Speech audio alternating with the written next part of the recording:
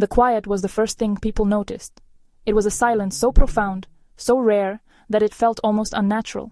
For months, the soundtrack of daily life had been the wail of sirens, the distant rumble of artillery, and the anxious whispers of neighbors.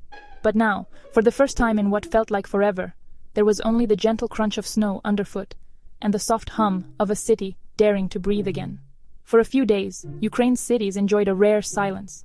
No sirens, just the sounds of daily life. People ventured out, blinking in the pale winter sunlight, almost forgetting to look over their shoulders. Cafes reopened, and the aroma of fresh bread drifted through the streets. It was as if the city itself was waking from a long, restless sleep. Children played in snow-dusted parks, their laughter echoing off apartment blocks scarred by war. Families dared to hope, gathering in small groups, sharing stories and dreams of a future where peace might last. For a fleeting moment, the weight of fear lifted, replaced by cautious optimism. This brief peace was the result of intense negotiations, a glimmer of diplomacy in a long war. Behind closed doors, diplomats worked late into the night, their faces drawn with exhaustion and hope. The world watched, holding its breath, as the possibility of a ceasefire flickered on the horizon. But on the morning of February 3rd, 2026, that silence was shattered. The city was jolted awake by a thunderous explosion, the kind that makes your heart stop and your mind race. Windows rattled, and the ground trembled beneath hurried footsteps. Explosions ripped through the pre-dawn darkness. Air raid sirens wailed, and the hope that had bloomed days earlier was instantly extinguished. The sky, once calm and gray, was now streaked with fire and smoke. Panic swept through the streets, as families scrambled for shelter, clutching loved ones close. Russia unleashed a massive coordinated barrage, the largest single attack of the year. Missiles arced overhead in terrifying synchrony, their trails painting a grim message across the sky. The scale and precision of the assault left no doubt. This was not a random act, but a calculated show of force. The pause had been used not for peace, but for Russia to reload and recalibrate. While the world hoped for a breakthrough, the machinery of war was being readied behind the scenes. Soldiers loaded missiles in icy fields, commanders mapped out new strategies, and the illusion of calm was nothing more than a tactical delay. The message was brutal. Diplomacy would happen only under the shadow of Russian might. The Kremlin's intentions were clear. Any hope for peace would be dictated by strength, not compromise. The world was reminded once again of the harsh realities of power politics. The fragile silence was a cruel illusion, a fleeting calm before a fiercer storm. The city, once so full of tentative hope, now braced itself for the worst. The air felt heavier, charged with dread, and the knowledge that the worst was yet to come. For millions, the return of strikes felt like betrayal. Optimism turned to ash as people huddled in cold basements and metro stations, listening to the distant thunder of explosions. Parents tried to comfort their children, but their own voices trembled with fear. The attacks were not just military, they were psychological, designed to crush morale. Each blast was a reminder that safety was an illusion, that hope could be snatched away in an instant. Anxiety etched itself into every face, and the city's spirit was tested once more. The war had come roaring back, louder and more terrifying than before. The sounds of destruction echoed through the streets, drowning out the memories of peace. Every explosion was a cruel punctuation mark in a story that refused to end. Once again, Ukrainians found themselves on the front lines of survival. Neighbors helped each other board up windows, share food, and offer comfort. In the face of renewed terror, the resilience of the people shone through even as fear threatened to overwhelm them. The brief hope of peace was gone, replaced by the cold, hard reality of war. The silence that once promised a new beginning had been shattered, leaving only echoes of what might have been, and the determination to endure whatever came next. The February 3rd attack was a display of overwhelming force. Russia launched at least 70 cruise and ballistic missiles from bombers and ships, demonstrating its reach and precision. Alongside the missiles came a swarm of 450 attack drones, saturating air defenses and targeting infrastructure and civilians. The sky became a battlefield. Interceptor missiles streaked upward, explosions echoed, and dread filled the air. No major city was spared. Kyiv, Dnipro, Kharkiv, Sumy, Odessa, all were hit. The attacks followed a chilling pattern, focusing on the energy grid to cripple Ukraine during the harshest winter days. Residents endured hours-long air raid alerts, forced into shelters as jets roared and drones buzzed overhead. Each explosion brought fear and uncertainty. What had been hit? Who was hurt? This was not just a military strike, but a psychological assault on an entire nation. The timing of the assault was calculated. Russia struck during the coldest days of winter. In Kyiv and Kharkiv, temperatures plunged to -20 and -25 Celsius. By targeting energy facilities, Russia weaponized the winter, turning freezing weather into a tool of terror. Millions were plunged into darkness and cold. DTEK, Ukraine's largest energy company, reported catastrophic damage. President Zelensky accused Russia of exploiting the cold to terrorize civilians, aiming to create a humanitarian crisis. Without electricity, daily life became a struggle for survival. No heat, no light, no way to cook or stay warm. Families huddled in blankets, using flashlights and camping stoves, stripped of modern comforts in an instant. Russia's strategy turned homes into freezers, cities into dark traps, and winter into a weapon. In Kyiv, the renewed assault brought a return to the war's darkest days. Residents spent nights in shelters as a 7-hour air raid alert blared. Air defenses intercepted many threats, but debris and missiles still caused widespread damage. Residential buildings and even a kindergarten were hit, underscoring the attack's indiscriminate nature. At least 3 people were wounded, but the greater toll was the loss of essential services. Nearly 1,200 high-rise buildings lost heat during a severe cold snap, turning homes into icy tombs. Daily routines collapsed. No heat, no power, no way to cook or work. The city's resilience was tested as it plunged back into emergency mode. Kyiv's fate remained tied to the whims of a ruthless aggressor.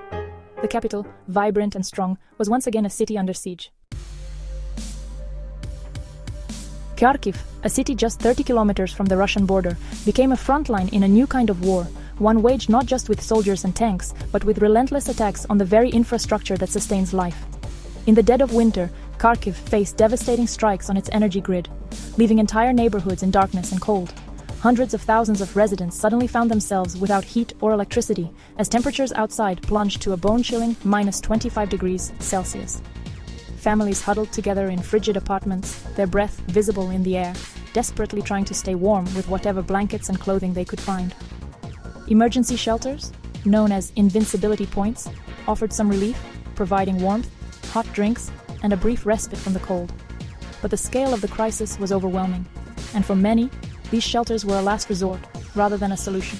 Meanwhile, in Odessa, Russian missiles targeted critical electrical substations, plunging more than 50,000 people into sudden darkness. The city, usually vibrant and bustling, was transformed overnight into a shadowy landscape of uncertainty. Businesses shuttered their doors, traffic lights blinked out, and the vital port, lifeline for Ukraine's economy, ground to a halt. The rhythm of daily life was shattered, replaced by anxiety and confusion. The attacks on Kharkiv and Odessa were not isolated incidents, but part of a calculated strategy to paralyze Ukraine's cities. Emergency services, already stretched thin, raced from crisis to crisis, struggling to restore power, provide medical care, and keep people safe in the face of relentless bombardment. By targeting different cities with different effects, no heat in Kharkiv, no power in Odessa, Russia aimed to sow chaos, create panic, and break the spirit of Ukraine's urban population. The psychological toll was immense, as families faced night after night of uncertainty and fear. For the residents enduring these hardships, the suffering was not just collateral damage, it was the central objective of Russia's campaign. The attacks were designed to make daily life unbearable, to force people into despair, and to undermine the will to resist. Humanitarian organizations and volunteers mobilized quickly, distributing food, blankets, and generators. But the need was immense, and the strikes made clear that no one was truly safe. The humanitarian crisis deepened with each passing day. Ukraine's urban centers, once symbols of resilience and hope, were now pushed to the very brink, struggling to maintain a sense of normalcy amid the chaos and destruction. The winter campaign was a multi-front assault on civilian life, testing the endurance and unity of Ukraine's people as never before. The shock of renewed strikes was heightened by the brief diplomatic opening that preceded them. The pause in attacks resulted from trilateral talks between Russia, Ukraine, and the US in Abu Dhabi, a rare moment of dialogue. The truce, reportedly at the request of US President Trump, was meant to foster a better atmosphere for negotiations. For a moment, hope flickered that diplomacy might take hold.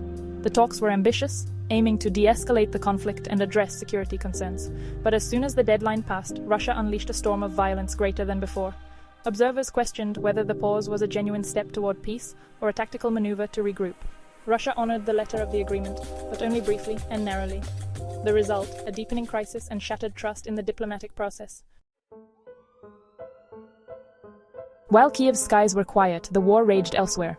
The truce covered only major cities, leaving frontline regions exposed.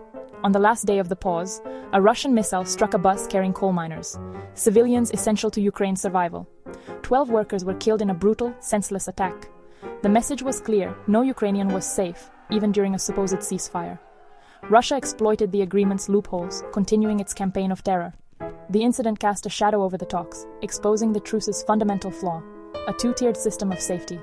For the families of the slain miners, the pause was a cruel joke. The attack revealed the cynicism of Russia's approach and the need for more comprehensive, enforceable agreements. Any future peace would require far greater safeguards. Despite the violence, diplomacy continues. The Kremlin confirmed that the next round of trilateral talks would proceed in Abu Dhabi.